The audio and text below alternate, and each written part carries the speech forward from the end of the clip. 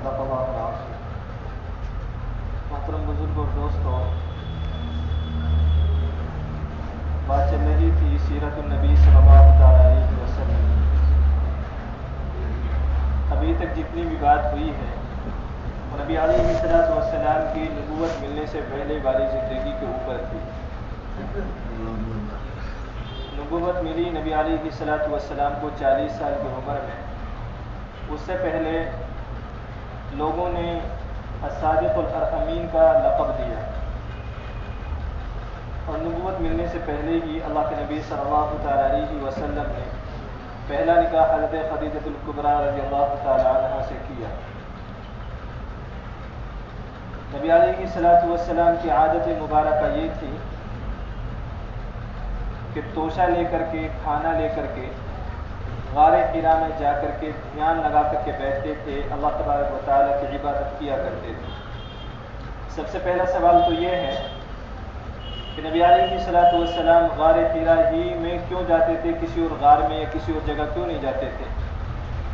جس کی وجہ علماء کرام نے لکھی ہے کہ غار حرا میں اللہ کے نبی صلی اللہ علیہ وسلم اس لیے جایا کرتے تھے کہ ایک تو وہ بالکل تنہائی میں تھی، مکہ المکرمہ سے ایک دم ملی ہوئی تھی، دوسرے تنہائی وہاں پائی جاتی تھی، عبادت میں کوئی خلل نہیں ہوتا تھا، اور جو سب سے بڑی وجہ یہ تھی وہ یہ کہ غار حرا میں ہوتے ہوئے بھی نبی علیہ السلام بیت اللہ کی زیارت کر لیا کرتے تھے، وہاں سے بیت اللہ نظر آیا کرتا تھا، اس لیے اللہ کے نبی صلی اللہ علیہ وسلم وہاں چلے جاتے تھے، اور کئی دن اللہ کے نبی صلی اللہ علیہ وسلم وہیں رہتے تھے۔ اس غار کی ایک صفت یہ بیان کی جاتی ہے کہ وہاں سورج 24 گھنٹے میں گھوم کر کے بھی اس کی کرنیں اندر داخل نہیں ہو سکتی۔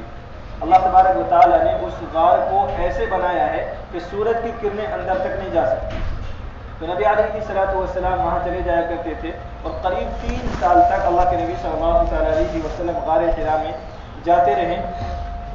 جب 40 سال کی عمر اللہ کے نبی صلی اللہ علیہ وسلم کی پہنچی تو پھر ایک دن کیا دیکھتے ہیں کہ جبریل علیہ السلام تشریف لائے، اور جبریل علیہ السلام نے کہا اقرأ، کہ پڑھیے۔ اللہ کے نبی صلی اللہ علیہ وسلم نے ارشاد فرمایا ما انا بقاری، میں پڑھنا نہیں جانتا۔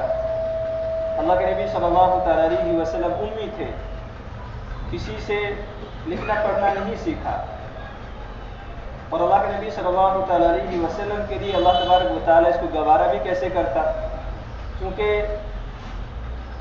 اللہ تبارک و تعالیٰ نبی علیہ السلام کو خود جو پڑھانے والے تھے، خود جو استاد بننے والے تھے، تو جبریل علیہ السلام نے اللہ کے نبی صلی اللہ علیہ وسلم کو سینے سے لگا کر کے زور سے دبایا، اور پھر یہ کہا کہ اقرأ، کہ پڑھیے۔ اللہ کے نبی صلی اللہ علیہ وسلم نے پھر یہی جواب دیا ما انا بقاری، میں پڑھنا نہیں جانتا۔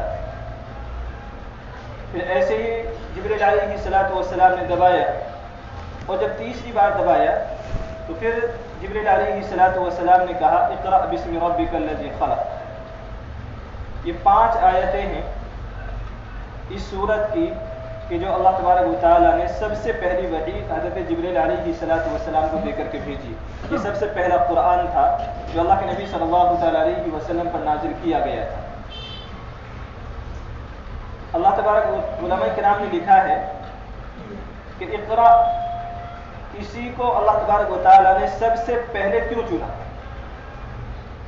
زمانے جاہلیت کے اعتبار سے علماء کرام اس کے فوائد میں لکھتے ہیں کہ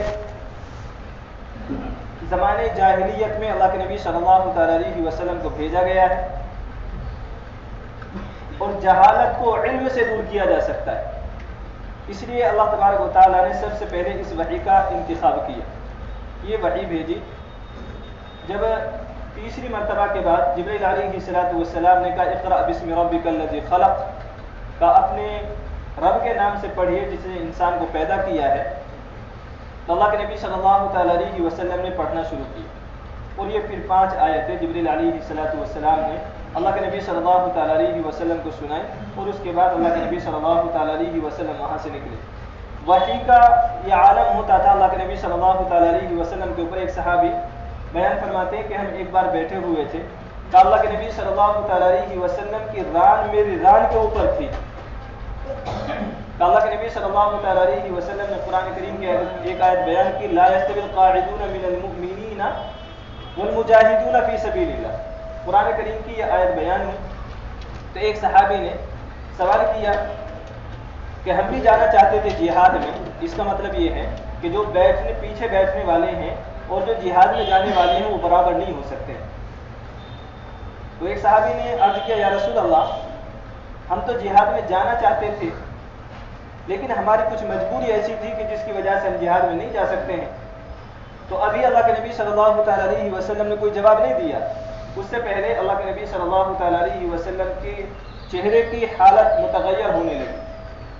تو وہ صحابی بیان فرماتے جن کی ران کے اوپر اللہ کے نبی صلی اللہ تعالیٰ علیہ وسلم کی ران تھی تاکہ جب دیکھا کہ اتنا وزن اللہ کے نبی صلی اللہ تعالیٰ علیہ وسلم کی ران میں محسوس ہو رہا تھا کہ مجھے لگ رہا تھا کہ میری ران ٹوٹ جائے گی. اور کتنی وحی نازل ہوئی غیر اولی الضرر. بس یہ ایک لفظ کہہ لیجیے یا دو لفظ کہہ لیجیے یہ نازل ہوئے جس میں حالت یہ ہو گئی کہ وہ کہتے کہ اتنا وزن ہو گیا تھا کہ مجھے لگ رہا تھا کہ میری ران ٹوٹ جائے گی.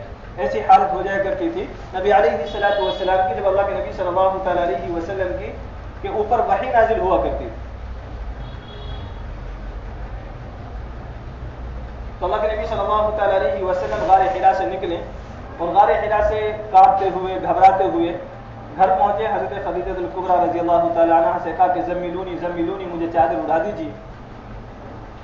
حضرت خدیجہ الکبریٰ رضی اللہ تعالیٰ عنہ نے ان کو چادر اڑائی اور ان کو تسلی دی کہ اللہ تبارک و تعالیٰ کو ضائع نہیں کریں گے. آپ تو یتیموں کی مدد کرنے والے ہیں, غریبوں کا خیال رکھنے والے ہیں, آپ تو دوسروں کی ہمدردی کرنے والے ہیں, اللہ تبارک و تعالیٰ آپ کو ضائع نہیں کرے گا. یہ تسلی دی. اللہ کے نبی صلی اللہ تعالیٰ علیہ وسلم کے اوپر جب وحی نازل ہوئی ہے یہ تو نبیوں کی خاصیت ہے کہ نبی فرشتے کو پہچان لیتے کہ یہ فرشتہ ہے. تو پھر تسلی کی کیا مطلب کہ حضرت خدیجہ الکبریٰ رضی اللہ تعالیٰ عنہ اللہ کے نبی کو تسلی دے رہی.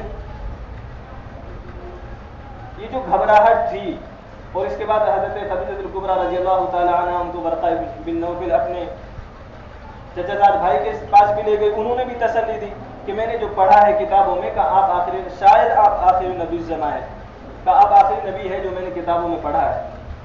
انہوں نے بھی تسلی دی. یہ تسلی وہ تھی جو حضرت ابراہیم علیہ السلام کو اللہ تبارک و تعالیٰ نے تسلی دی تھی. انہوں نے کہا تھا کہ مردے کو کیسے زندہ کرے گا. وَإِذْ قَالَ إِبْرَاهِيمُ رَبِّ اجْعَلْ هَٰذَا الْبَلَدَ آمِنًا. یہ قرآن کریم کی آیت کا اللہ تبارک و تعالیٰ کا کہ ابراہیم یقین نہیں ہے, کا یقین تو ہے لیکن دل کی تسلی کے لیے دیکھنا چاہتا ہوں کہ مجھے دکھا دے کہ مردے کو زندہ کیسا کرے. پھر اللہ تبارک و تعالیٰ نے حکم دیا تھا کہ پرندوں کو لو, ان کا قیمہ بناؤ اور پھر پہاڑ پر رکھو. تو اللہ کے نبی صلی اللہ تعالیٰ علیہ وسلم کو جو تسلی دی گئی ہے وہ یہ تسلی تھی, دل کی تسلی تھی. نہیں تو نبیوں کی خاصیت یہ ہے کہ جب وہ فرشتے کو دیکھتے وہ پہچان لیتے کہ یہ فرشتہ ہے.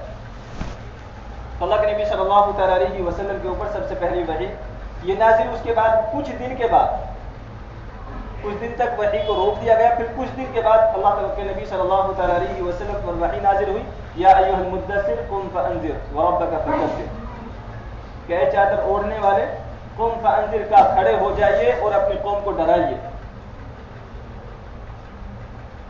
اس میں سب کا اتفاق ہے کہ اللہ کے نبی صلی اللہ تعالیٰ علیہ وسلم پر سب سے پہلی جو وحی نازل ہوئی ہے وہ اقرا بسم ربک الذی خلق کی پہلی 5 آیتیں.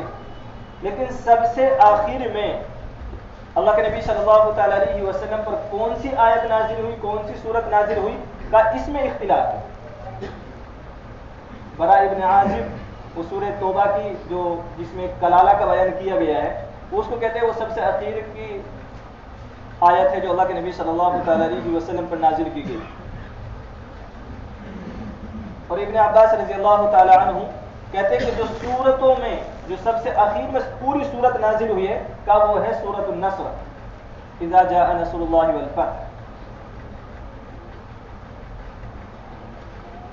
اور ابن عباس رضی اللہ تعالیٰ عنہ یہ روایت کرتے ہیں کہ ایک آیت قرآن کریم میں ہے جو سورہ بقرہ میں لکھی گئی ہے کا وہ سب سے آخر کی آیت ہے.